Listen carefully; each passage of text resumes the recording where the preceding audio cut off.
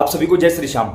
यह video delete होने से पहले एक बार सभी श्याम प्रेमी इसको जरूर देख लें। मुबारक हो, बहुत खुशी की बात है कि आपके और मेरे द्वारा चढ़ाए गए खाटू श्याम मंदिर के चढ़ावे ने एक व्यक्ति की जान ले ली है और 3 से 4 लोग इस समय जिंदगी और मौत के बीच में जूझ रहे हैं। वो किसी भी समय यहां वहां की सिचुएशन में अपने आप को ढाल सकते हैं। मुबारक हो, ये बड़ी खुशखबरी की बात है। अब यहां पर एक वीडियो आप लोगों के सामने बार बार आ रही है कि जिसके अंदर एक तेज रफ्तार फॉर्च्यूनर गाड़ी ने पुष्कर की घाटियों में 3 से 4 बाइकों को टक्कर मारी है, जिसके परिणाम स्वरूप ऑन द स्पॉट मौके पर एक व्यक्ति की मौत हो चुकी है, जिसमें जो गाड़ी का नंबर है वो खाटू श्याम मंदिर ट्रस्ट के नाम पर रजिस्टर्ड हुआ मिला है। उसी समय गाड़ी में शराब की बोतलें मिली हैं। उसके साथ साथ उसमें 3 लोग सवार बताए जा रहे हैं। जो देखने वाले हैं उन्होंने बताया है कि उस समय उन लोगों ने शराब पी रखी थी। ये ड्रिंक एंड ड्राइव का भी केस बनता है, हिट एंड रन का भी केस बनता है। उसके साथ साथ उस गाड़ी के ऊपर 8 से 9 चालान ऐसे हैं जो अभी तक पेंडिंग है, भरे नहीं गए हैं। तो प्रशासन क्या कर रहा है, 8 से 9 चालान पेंडिंग है, गाड़ी को इंपाउंड क्यों नहीं किया गया या फिर उनसे चालान क्यों नहीं भरवाए गए। उसके साथ जब मंदिर कमेटी से पूछा गया तो उन्होंने कहा कि हमने तो गाड़ी को बेच दिया था। तो जब गाड़ी को बेच दिया था तो गाड़ी सामने वाली पार्टी के नाम क्यों नहीं हुई, अभी भी आपके नाम कैसे बोल रही है। उसके अलावा एक मुख्य चेहरा उभर कर सामने आया है, जिसे कि सोशल मीडिया के दावों के अनुसार पुजारी परिवार का ही दिग्विजय सिंह चौहान के नाम से उसको संबोधित किया जा रहा है हाल फिलहाल में। इसके अंदर कितनी सच्चाई है क्या नहीं है, ये सारी चीजें प्रशासन अपने तरीके से देखेगा। लेकिन जब मीडिया वालों ने उसी समय पुलिस प्रशासन से सवाल किया तो उन्होंने कहा कि हाँ, जो गाड़ी है वो ट्रस्ट के नाम है, शराब की बोतलें इसके अंदर पाई गई हैं, 2 से 3 लोगों का उसके अंदर बताया गया है। जब मीडिया ने पूछा कि दिग्विजय चौहान का नाम, तो आगे से प्रशासन ने क्या कहा कि नहीं, अभी आधिकारिक पुष्टि नहीं हुई है। तो ऐसे में उस वीडियो के नीचे पता कमेंट क्या आए हुए हैं, पुलिस बिक चुकी है, इनके पास पैसे पहुंच चुके हैं, अरे ये तो उनके ही है, राजस्थान सरकार बिक चुकी है, भारत सरकार बिक चुकी है। कुछ लोगों को तो यहां तक कमेंट आए हुए हैं, अरे जो डायरेक्ट पीएम तक की अपनी सिफारिश रखते हैं क्या वो कभी फंसेंगे। तो क्या यहां एक सवाल उठता है, पुजारी या हत्यारा, क्या कानून सबके लिए बराबर नहीं है? क्या कानून की नजर में कोई बड़ा छोटा है? क्या कानून किसी बड़े नेता, अभिनेता या मंदिर के पुजारी को छोड़ देगी इस चीज के लिए? इन चीजों में सही बात क्या है, गलत क्या है, वो तो प्रशासन अपनी तरीके से देख लेगा। लेकिन यहां पर सवाल ये उठता है कि कहीं ना कहीं ये सब कुछ करने के लिए इजाजत किसने दे दी? जो आज मंदिर के ट्रस्ट के नाम से गाड़ियां रजिस्टर्ड हुई हैं वो किसी एक व्यक्ति की तो होंगी नहीं, क्योंकि जब ट्रस्ट है तो पूरी ट्रस्ट है, उसमें एक व्यक्ति होगा नहीं, काफी सारे लोग शामिल होंगे। गाड़ी ट्रस्ट के नाम है, इसका मतलब जो घटना हुई है वो बाहर के व्यक्ति से हो नहीं सकती, ट्रस्ट का व्यक्ति ही उस गाड़ी को लेकर चलेगा। दूसरी बात यह है कि उस जगह पर जहां पर स्पीड की एक लिमिट दी गई है वह लिमिट क्रॉस क्यों की गई। उसके अलावा भी उस समय शराब पीकर गाड़ी क्यों चलाई जा रही थी। उसके चलो शराब नहीं पी तो भी गाड़ी के अंदर शराब क्या कर रही थी। अगर पुजारी परिवार है और शराब, मांस, मदिरा या कुछ अन्य ऐसी चीज जो यहां ना बोलने में सही लगती है और ना सुनने में सही लगती है, क्या वो सब काम नहीं होते होंगे? अरे सोच के देखो एक बार, दिन में जो व्यक्ति बाबा श्याम के गर्भगृह में, जिसके अंदर जाने की कुछ चुनिंदा लोगों को अनुमति है, आपको और मुझे वहां तक क्यों नहीं जाने दिया जाता? क्योंकि वहां श्याम सुंदर ने उस परिवार का चुनाव कर रखा है कि इस परिवार के अंतर्गत ये सारी चीजें यहां इस तरीके से हैंडल की जा रही हैं। तो जब चुनिंदा लोगों को वहां जाने की अनुमति है तो उन चुनिंदा लोगों का कुछ कर्तव्य भी बनता होगा कि हम एक आम इंसान से ऊपर उठकर अपने जीवन को एक साधु संत की तरह लोगों के सामने प्रकाशित करें, क्योंकि लोग आपके नक्शे कदम पर चलना चाहते हैं। लोग अपने बच्चों से कहते हैं कि आपको ऐसा बनना है, आपको ऐसे भजन करना है, आपको ऐसे पुजारी परिवार की तरह सेवा करनी है, आप लोगों के लिए एक मिसाल बने हुए हो। और जब वही चीज कि दिन में अच्छे कपड़े पहनकर, नहा धोकर, गर्भगृह में प्रवेश करके मोर छड़ी जो कि पवित्र मानी गई है उसको हाथ में लेकर लोगों को आप झाड़ा दे रहे हो और संसार के सबसे बड़े श्याम मंदिर के आपको पुजारी होने का गौरव प्राप्त हुआ है, और वही सूर्यास्त होते ही आपके द्वारा ऐसी ऐसी घटनाएं घटित हो रही हैं जो कि सामने तो सिर्फ ये चीज आई है, पता नहीं ऐसे कितने लोग होंगे और क्या क्या गलत काम करते होंगे। तो कहां से आया होगा ये पैसा? क्या वो लोग नौकरी लगे हुए हैं? क्या उन लोगों के पास पुरानी प्रॉपर्टी है? कहां से आई वो गाड़ी? ट्रस्ट के नाम है, इसका मतलब जो चंदा गया है, जो दान दिया गया है, उसकी गाड़ी है। कौन चला रहा है? ट्रस्ट के लोग चला रहे हैं। गलती किससे हुई? ट्रस्ट के लोगों से हुई। अब इस बात को छुपा दो या आगे प्रकाशित करो या कुछ भी करो। यहां पर सोचने लायक बात यह भी है कि आज हम वीडियो बनाकर या किसी भी तरीके से इन चीजों को सामने ला रहे हैं, 2 दिन बाद हम सब भूल जाएंगे कि क्या हुआ था। यहां तक कि अब ये बोलूं कि कल कोई व्यक्ति अगर खाटू जाता है और वो व्यक्ति उसको वहां मिल जाता है तो उसके साथ सेल्फी लेने में वो नहीं झिझकेगा, उसे वो ये नहीं सोचेगा कि कल इन्होंने क्या कर रखा है, इनके द्वारा किसी की हत्या हो चुकी है। अब आप सोच के देखो, मंदिर का पुजारी या हत्यारा, आप अपने तरीके से डिसीजन लो। जो बच्चा गया है, जिस परिवार का सदस्य गया है, उसके माता पिता पर इस समय क्या बीत रही होगी कि हमारा बच्चा कमाने के लिए गया है, सायंकाल हो चुकी है, अब वो घर आएगा, नहीं आया। कोई पत्नी या उसके बच्चे जो भी होंगे वो किस प्रतीक्षा में होंगे कि पिताजी आएंगे, नहीं आए। अब उस परिवार का क्या होगा, अन्य लोग जो हॉस्पिटल में पड़े हैं उन लोगों का क्या होगा, उस माँ के बारे में एक बार सोच के, क्या उनके यहाँ कोई जाके उनको सांत्वना देगा?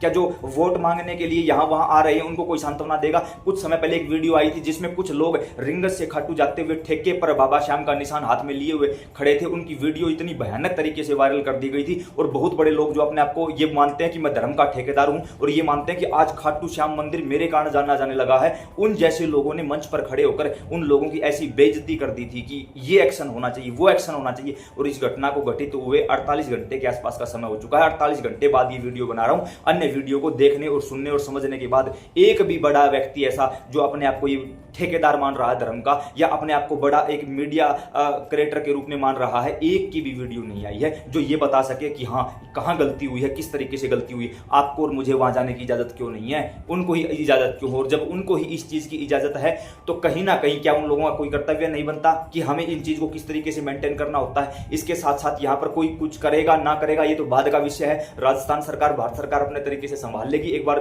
के लिए इन चीजों को उनके ऊपर छोड़ भी देते हैं। तो अब इसमें हमारा क्या कर्तव्य बनता है? यहाँ पर देखो भाई, हमने आपके साथ, आपने आपको बाबा श्याम के साथ रिश्ता बताया अपना।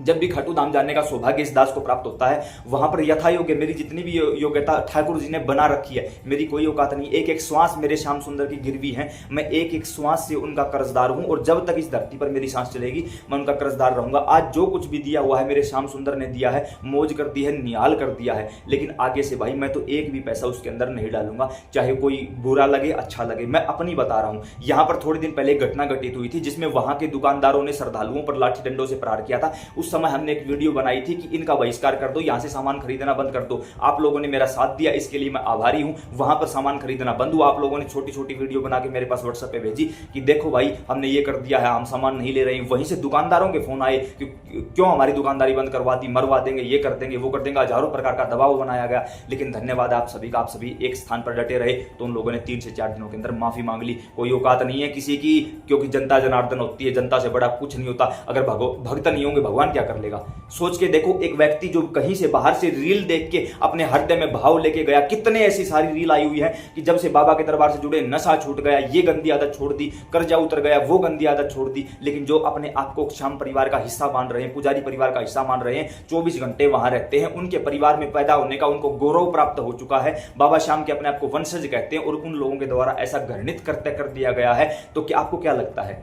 क्योंकि जो अंदर बैठा हुआ आपके पैसों का भूखा नहीं है, कितना दे दोगे? 100, 50 लाख, 2 लाख करोड़, 20 करोड़ अपनी जमीन जायदाद उसके नाम करवा दोगे? फिर वो पूरी सृष्टि का, वो त्रिभुवन का एक छत्र सम्राट है, वो है जिसने एक साधारण व्यक्ति बर्बरी होते हुए भगवान को अपना शीश काट के दे दिया था। भगवान पूरी दुनिया का पोषण करता है, लेकिन उसने भगवान को दे रखा है, उसने भगवान से कुछ मांगा नहीं, कुछ नहीं मांग रखा उसने भगवान से, जो भगवान को भी दे सकता। क्या आपके 100 रुपए चढ़ावे के रूप में उसके यहाँ लगता आपको उस तक पहुंचते भी होंगे? नहीं।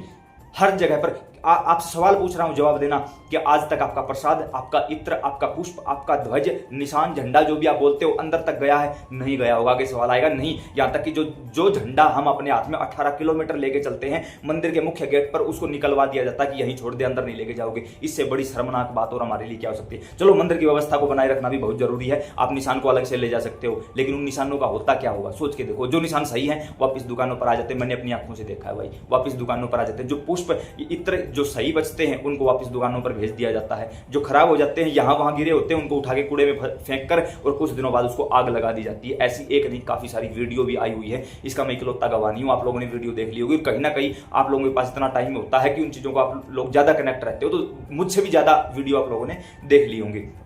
ऐसे में सवाल ये उठता है कि क्या हम एक पहल नहीं कर सकते? क्या हम घर से जाते समय 2 केले नहीं लेके जा सकते? क्या हम प्रसाद, इत्र, पुष्प, झंडा, ये सब चीजें खरीदना बंद कर दें तो ठीक नहीं रहेगा? वहां की क्या लिखा हुआ है? धर्मशाला। धर्मशाला का मतलब क्या? धर्म की शाला, यानी धर्म का आश्रय। जो सेठ साहूकार लोग होते थे वो अपने पैसे से धर्मशाला बना देते थे ताकि गरीब लोगों को ठहरने की, भोजन पाने की व्यवस्था हो जाए फ्री ऑफ कॉस्ट। लेकिन आज वहां जो भी आपका मन करे आंख बंद करके उस धर्मशाला के अंदर चले जाना, और अगर उसके पहली बात तो कमरा आपको मिलेगा ही नहीं, दूसरी बात मिलेगा तो उस कमरे का रेट आपको 5 स्टार होटल की तरह एक अच्छी खासी कीमत चुकानी पड़ेगी, और कोई रास्ता नहीं है। तो क्या इन चीजों को आप धर्मशाला कहोगे? बिल्कुल भी नहीं। तो ऐसी बहुत सारी चीजें हैं। बदलाव सरकार उनके ऊपर क्या एक्शन लेती है वो बाद का काम है, लेती है नहीं लेती वो भी उनका काम है, क्योंकि वोट राज है, सरकार है। लेकिन याद रहे भाई, हो सकता है कोई राजस्थान सरकार का सिपाही हो सकता है कोई भारत सरकार का नुमाइंदा हो। सिपाही का मतलब यहाँ इंडियन आर्मी या पुलिस प्रशासन से नहीं है, सिपाही का मतलब है कि वहां पर काम करने वाला कोई सेवादार, जैसे कोई पार्टी का कार्यकर्ता, ये शब्द प्रयोग किया है मैंने। लेकिन मैं एक सरकार को जानता हूं, वहां 5 साल में वोटिंग नहीं होती। राजस्थान सरकार, भारत सरकार में 5 साल में वोटिंग होती है, लेकिन जो श्याम सरकार है वहां वोटिंग नहीं होती। श्याम सरकार थी, है, रहेगी, और जब वो न्याय करने पे आता तो उसकी लाठी में आवाज नहीं होती। और याद रखना, एक बहुत पुराना वाक्य है, काल काहुना दंड ले मारा। समय किसी पर लाठी लेकर प्रहार नहीं करता, बुद्धि को खराब कर देता है। इस समय जो उन्होंने फ्री का पैसा उनको मिल रहा है ना, फ्री का चंदा, बाप दादाओं ने कमाई कर करके, बाबा की भक्ति कर करके उस स्थान को प्राप्त किया था, और आज वही लोग उस की धज्जियां उड़ाने में लगे हुए हैं, फ्री का पैसा लेने में, अपने आप को सेफ जोन में दिखाने में, और अपने आप के पावर दिखाने के चक्कर में लगे हुए हैं, और किसी भी व्यक्ति की जान लेने से परहेज नहीं कर रहे हैं। तो याद रखना, उसका जब डंडा चलेगा ना, उससे तो कोई नहीं बच पाया। तो फिर आप लोगों की तो औकात ही नहीं, मैं फिर कहूंगा आप लोगों की तो औकात ही नहीं है, क्योंकि आप लोग वहां पुजारी के तौर पर नहीं बैठा रखे भगवान ने। आप लोगों को वहां पर झाड़ू पोछा करने के लिए भगवान ने बैठा रखा कि यहां पर बैठकर झाड़ू पोछा करो, सेवा करो, मेरी नहीं, मेरे प्रेमियों के पैरों की धूल उठा के माथे लगाओ, वहां से चमत्कार होगा, वहां से कल्याण होगा। क्योंकि भगवान ने स्वयं कहा, अहम भक्त पराधीन है, मैं भक्तों के अधीन हूं। सोच के देखो, कुछ दिन पहले एक वीडियो भी वायरल हुई थी, जहां पर खड़ा हुआ एक सेवादार, जहां दान पत्र के नीचे पैसों की गड्डी गिरी हुई थी, पांव से अपनी तरफ खिसका रहा था। सोच के देखो, जो व्यक्ति बाहर से बाबा श्याम के दरबार में गए हैं, उन्होंने अपनी गंदी आदतें छोड़ दी, और जो 24 घंटे मंदिर के सेवादारी के तौर पर खड़े हैं, वो वहां पर उसके सामने चोरी कर रहा है, जिसके सामने चोरी का सवाल ही पैदा नहीं होता। उस पांव से खिसकाने की बजाय अगर वो हाथ को ऐसे करके मांग लेता, तो गड्डी 10,000, 15,000, 20,000 रुपए की होगी, लाख रुपए की होगी, वो करोड़ों दे देता, क्योंकि उसका नाम है लख दातार। उसका काम है सिर्फ देने का। मैं वहां जब भी जाता हूं, ठाकुर जी से मिलने जाता हूं, जो बात मन में होती बोल देता हूं, बाबा ये चाहिए, और यकीन मानना, घर पहुंचने से पहले, वापिस हिसार पहुंचने से पहले मुझे वो चीज मिल जाती है। कहां से आती है मैं नहीं जानता, लेकिन मैं सिर्फ एक बात जानता हूं, श्याम कृपा केवलम, मेरे ठाकुर जी ने कृपा कर रखी। एक एक सांस गिरवी है मेरे श्याम सुंदर की, और मैं कर्जदार रहूंगा तब तक जब तक मेरी अंतिम श्वास इस शरीर से नहीं निकल जाती। इसलिए ये निर्णय मैं आप लोगों के ऊपर छोड़ता हूं। मैं अपने लिए बता रहा हूं, आज के बाद कभी भी कोई प्रसाद, इत्र, गुलाब, पुष्प, झंडा वहां से नहीं खरीदूंगा, वहां के आसपास की धर्मशालाओं में नहीं रुकूंगा, वहां पर कोई भी भोजन इत्यादि का प्रोग्राम नहीं होगा किसी भी प्रकार से, और मंदिर में एक भी पैसा मैं दान का नहीं चढ़ाऊंगा किसी भी प्रकार से। जो मैं अपने घर से केले, पुष्प या कुछ भी लेके जाऊंगा, अपने घर से लेके जाऊंगा, सिर्फ बाबा को दिखाऊंगा। 13 सीढ़ियों से चढ़ के जाऊंगा, बाबा को दिखाऊंगा, हनुमान जी को दिखाऊंगा, और बाहर निकल के मैं खुद ही खा लूंगा उस चीज को। सीधी सिंपल सी बात है। जब मुझे कहीं दान करना होगा तो मैं किसी गरीब व्यक्ति की या गौशाला में जाके गौ माता को हरे चारे के रूप में सेवा कर दूंगा, लेकिन वहां पर भी मैं पैसा नहीं दूंगा। ये मेरा खुद का निजी निर्णय है। अगर आप लोगों को भी कहीं ऐसा इस चीज के ऊपर लगता है, तो आप लोग भी आज अभी इसी समय से किसी और को नहीं, अपने आप को संकल्प दे दीजिए, ताकि आने वाले समय में कोई भी व्यक्ति ये काम ना कर सके। और इसके लिए कहीं ना कहीं काम तो कोई एक व्यक्ति करता है, और जिम्मेदारी और नाम बदनाम पूरी ट्रस्ट का हो जाता है, जैसे इस समय खाटू श्याम मंदिर का हो चुका है।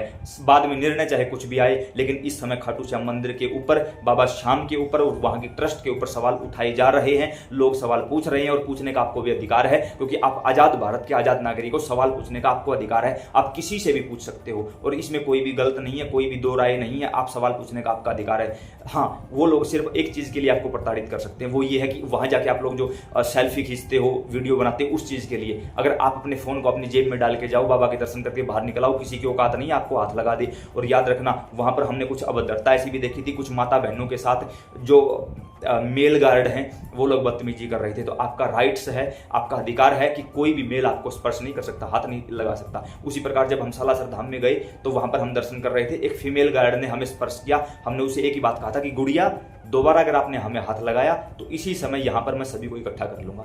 हाँ, मैं फोन ले रखा है तो मेरी गलती है, मैं वहां खड़ा होता हूं तो मेरी गलती है, मैं ज्यादा समय लेता हूं तो मेरी गलती है, जबकि मैं आया हूं, डायरेक्ट मैंने दर्शन किए और मैं चल पड़ा हूं। फिर किसी की औकात नहीं कि कोई मुझे स्पर्श कर दे, क्योंकि मैं चाहता ही नहीं कि कोई भी व्यक्ति जो मेरी जानकारी में नहीं है, उसका मैं स्पर्श अपने शरीर से भी नहीं होने देना चाहता किसी प्रकार से। तो ये आपका अधिकार है, अपने अधिकार को जानो। जिस भी मंदिर में जाओ, प्रणाम करो बाबा को। जिस मंदिर में जा रहे हो, कौन है वो भगवान? क्या आपके 100 रुपए 50 रुपए भगवान के लिए? नहीं, कदापि नहीं। उससे किसी गरीब व्यक्ति की सहायता करो, वो चीजें आपके काम आएगी, वहां से आशीर्वाद मिलेगा। मेरा तो निजी निर्णय यही है, निजी राय यही है। अगर किसी को अच्छी लगे तो अप्लाई कर लेना, अच्छी ना लगे तो यहीं पर इस चीज को छोड़ देना। वीडियो को डिलीट होने से पहले इसको शेयर जरूर करना, ताकि समय से पहले हो सकता है कितने लोग जाग जाएं और इस चीज में आगे बढ़े, हमारा सहयोग करें। हमारी विनती है, प्रार्थना है। सीताराम।